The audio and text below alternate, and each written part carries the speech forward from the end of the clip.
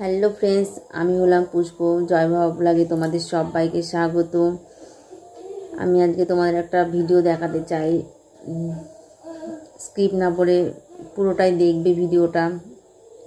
মানে মৌমিতা দিদিভাইয়ের যে ঘরে যে না জানি বাঁচার জন্য কতটা প্রাণপণ চেষ্টা করেছে যে দিদিভাই, মৌমিতা দিদিভাই, তাকে যে এরকমভাবে নৃশংসভাবে এরকম যে অবস্থা করেছে, তারা যে মানুষ নাকি, মানে ভিডিওটা দেখেছি, মানে আমার চোখের থেকে জল, আর আমি মুছতে এমন যে অবস্থা আমার, মানে গা শিউরেটার মতো এরকম একটা। তোমরা একটু প্লিজ মৌমিতা দিদির সাপোর্ট করবে, মৌমিতা দিদির পাশে থেকে যারা দোষীরা জন্য করেছে তারা শাস্তি পায়। আমরা সবাই মৌমিতা দিদির পাশে থাকবো, সাথে থাকবো। মৌমিতা দিদির দোষীরা যেন সাজা পায় এটুকুই সবাইকে বলবো, যে সাথে থাকতে।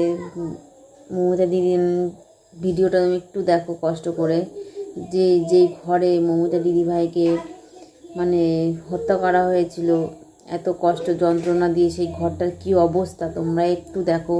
কতটা না রক্ত তার শরীরের থেকে বেরিয়েছে, মৌমিতা দিদিভাইয়ের কতটা যন্ত্রণা পেয়েছে। মেয়েদের কি কোনো নেই? কি সিকিউরিটি আছে বলো? একটা বাবা মা একটা মেয়েকে কষ্ট করে মানুষ করে পড়াশোনা করায়, তার কি আছে? 10 লাখ টাকার দাম মাত্র, তার এটুকুই। এই সেই ঘর, এখানে মৌমিতা দিদির হত্যা করা হয়েছিল। কতজন পুরুষ যে তার উপরে হামলা করেছিল, দেখো ঘরটার রক্তে মানে ভেসে গেছে। দেখো এত পরিমাণে রক্ত তার শরীরের থেকে বেরিয়েছিল। দেখো এগুলো পশু না মানুষ না জন্তু জানোয়ার, মানে চিন্তা করাই যায় না।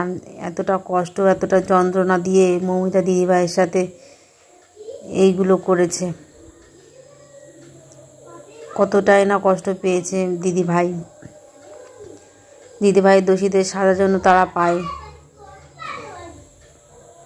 না হলে ওরা পার পেয়ে যাবে। এরকমভাবে তারা মানুষের উপরে হামলা করবে, ওরা ওদের সাজার জন্য পায় ওরা।